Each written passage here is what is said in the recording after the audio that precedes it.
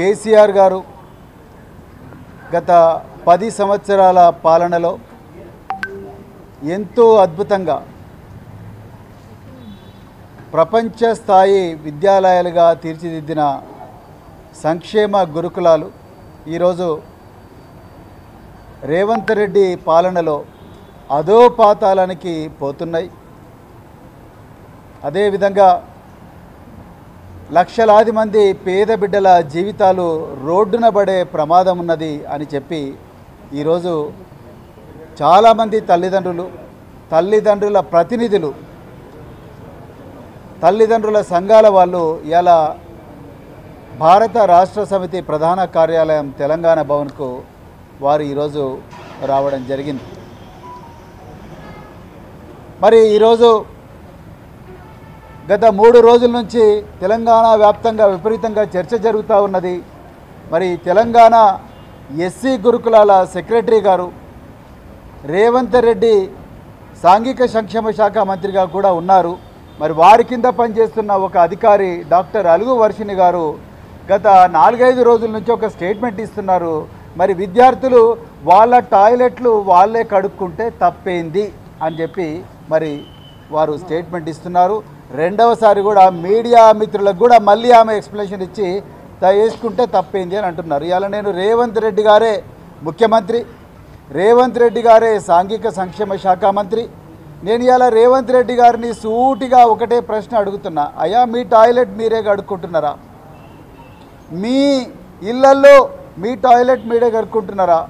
మీ పిల్లలు పోయే బడులల్లో పిల్లలు వాళ్ళ టాయిలెట్ వాళ్ళే కడుగుతూ ఉన్నారా? మీ మంత్రులు వాళ్ళ టాయిలెట్లు వాళ్ళే కడుక్కుంటున్నారా? కడుక్కుంటే తప్పేందని మీ అధికారం అంటున్నారు. మరి కడుక్కోవాలి కదా.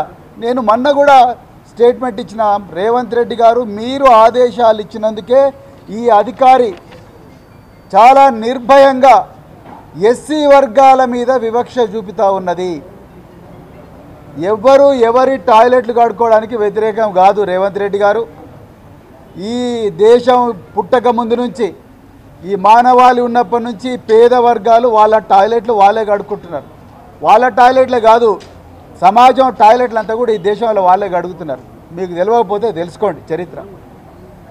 ఇవాళ వాళ్ళు ఎన్ని రోజులు రా బాబు ఈ పని, ఎన్ని రోజులు రా ఈ పారిశుద్ధ కార్మికుల పని చేయాలి, ఎన్ని రోజులు ఈ బాంఛన బతుకు ఉండాలి, ఇప్పుడన్నా మాకు మరి విముక్తి రాదా అని చెప్పి ఆనాడు మరి గురుకులాలు పెడితే ఆ గురుకులాలను కేసీఆర్ గారు చరిత్రలో ఎన్నడూ లేని విధంగా 1000 గురుకులాలుగా మార్చి ఈ పేద వర్గాలు, ఎర్ర బస్సు ఎక్కలేని కుటుంబాలు ఎయిర్ బస్ ఎక్కాలి, ఏరోప్లేన్ ఎక్కాలి, విదేశాలకు పోవాలి, ఇంగ్లీషు చదువుకోవాలి.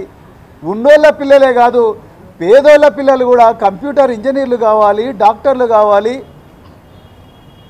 కలెక్టర్లు కావాలి, ఐపీఎస్లు కావాలి, ఐఏఎస్లు కావాలి, సినిమా యాక్టర్లు కావాలి అని చెప్పి వీళ్ళ కోసం ప్రత్యేకమైన పాఠశాలలు 1000 దాకా పెంచితే, వీళ్ళందరికీ సన్నబియ్యంతో అన్నం పెడితే, వీళ్ళందరినీ ప్రపంచ స్థాయిలో తీసుకపోతే ఇలా కన్నుగుట్టి వివక్షతోని ఒకవైపేమో మీరే అందరికన్నా పెద్ద మాదిగా నేనే అంటారు, అందరికన్నా పెద్ద మాల నేనే అంటారు, నాకన్నా పెద్ద మాదిగా ఎవరు లేరంటారు, దళితుల ఇళ్లల్లో పండుకున్నా అని చెప్పి యాక్షన్ చేస్తారు, నా ఎంబడి జెండాలు పట్టుకొని తిరిగిందంత దళితులే అంటారు.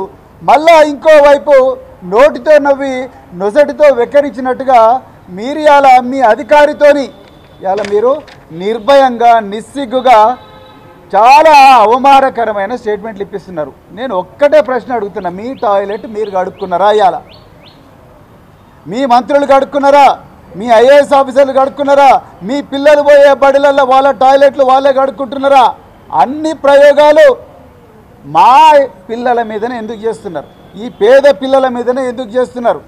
మీరు తీయండి, రాష్ట్రం అంతా ఒక జీవో తీయండి, ఎక్కడోళ్ళు ఎవరి టాయిలెట్ వాడే కడుక్కోవాలి, ఏ ఆఫీస్లో కూడా ఎవరి టాయిలెట్ వాడే కడుక్కోవాలి, హౌస్ కీపింగ్ సర్వీసెస్ బంద్, ఇవన్నీ కూడా బంద్ అని చెప్పి ఒక ఆర్డర్ తీయండి. నువ్వు కూడా మరి చీపురు కట్ట పట్టుకొని బకెట్ పట్టుకొని ఈ టాయిలెట్ కడుక్కో రేవంత్ రెడ్డి, మీ అధికారులతో కడిగించు, ఆ ఫోటోలు మీడియాతో షేర్ చేయి. నువ్వు ముందు మీ ఇంట్లో సంస్కరణలు స్టార్ట్ చేసి అప్పుడు మా పేదల ఇళ్ళకి రా. గత 2-3 వేల సంవత్సరాల నుంచి ఇదే పని చేస్తున్న పిల్లలను కేసీఆర్ గారు డాక్టర్లు, ఇంజనీర్లు, కలెక్టర్లు, పైలట్లు చేయాలని చూస్తే, ఆర్మీ ఆఫీసర్లు చేస్తే మళ్ళీ మీరు ఇవాళ వాళ్ళని టాయిలెట్లు కడగమంటున్నారు. ఇందుకోసమేనా నీకు ఓట్లేసింది? ఒకటి కాదు, రెండు కాదు, 2 సంవత్సరాల నుంచి ఈ ఎస్సీ గురుకులాలను గోస ఉంచుకుంటున్నారు. ఎందుకయ్యా రేవంత్ రెడ్డి నీకు ఎస్సీలు అంటే అంత కక్ష?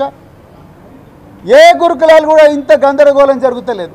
పొద్దున్న లేచినప్పటి నుంచి వాళ్ళ తల్లిదండ్రులందరూ కూడా కూలి చేసుకునేటోళ్ళు, వీళ్ళందరూ కూలి పనులు పోయేటోళ్ళు, వాచ్మెన్ పనులు చేసుకునేటోళ్ళు, సెక్యూరిటీ గార్డ్ పని చేసుకునేటోళ్ళు, క్యాబ్లలో డ్రైవర్ పని చేసుకునేటోళ్ళు. వీళ్ళు వాళ్ళని వదిలిపెట్టుకొని స్కూళ్ళ చుట్టూ, ఆఫీసుల చుట్టూ తిరుగుతున్నారు. ఎందుకు ఈ అధికారి మీ అలుగు వర్షిని గారికి వీళ్ళంటే అంత కోపం అండి? సంక్షేమ భవనము, అది సంక్షేమ భవనమా లేకపోతే ఆర్మీ హెడ్ క్వార్టరా? వీళ్ళందరూ ఎప్పుడైతే తల్లిదండ్రులుగా వీళ్ళందరూ పోయి, మేడం మీరు మా పిల్లలకు అన్యాయం చేస్తున్నారు, అప్పుడున్న ఆఫీసర్లు, ఇదే కాంగ్రెస్ గవర్నమెంట్లో ఉన్న ఆఫీసర్లు కూడా కొంతమంది మమ్మల్ని మంచిగానే చూసుకున్నారు, కానీ మీరు మాత్రం ఎందుకు మేడం మమ్మల్ని ఇట్లనే చూస్తున్నారు అని అడిగితే పోలీసు వాళ్ళని పిలిపించి వీళ్ళని బయటికి గెంటేయడం, సీసీటీవీ కెమెరాలు పెట్టుకోవడం, వీళ్ళను కనీసం కూర్చోబెట్టి కూడా మాట్లాడే సంస్కారం లేని ఆఫీసర్లను ఇవాళ మీరు సాంఘిక సంక్షేమ శాఖలో పెట్టిండ్రు. ఎందుకయ్యా రేవంత్ రెడ్డి నీకు అంత కోపం ఈ ఎస్సీలంటే? అంటే మాటలకు మాత్రం అసెంబ్లీలో, కమిటీ హాల్లో మస్తు మాటలు చెప్తారు. మహబూబ్నగర్ జిల్లాలో ఇంకో మాట చెప్తావు, ఇంకో జిల్లాలో ఇంకో మాట చెప్తావు. అంటే వీళ్ళు ఎవరు మాట్లాడలేరని వీళ్ళ మీద అన్ని ప్రయోగాలు చేద్దాం అనుకుంటున్నారా మీరు? ఎన్ని ఘోరాలు జరుగుతున్నాయి ఇవాళ గురుకుల పాఠశాల. ఒక్కసారి ఎప్పుడైనా చెప్పిందా?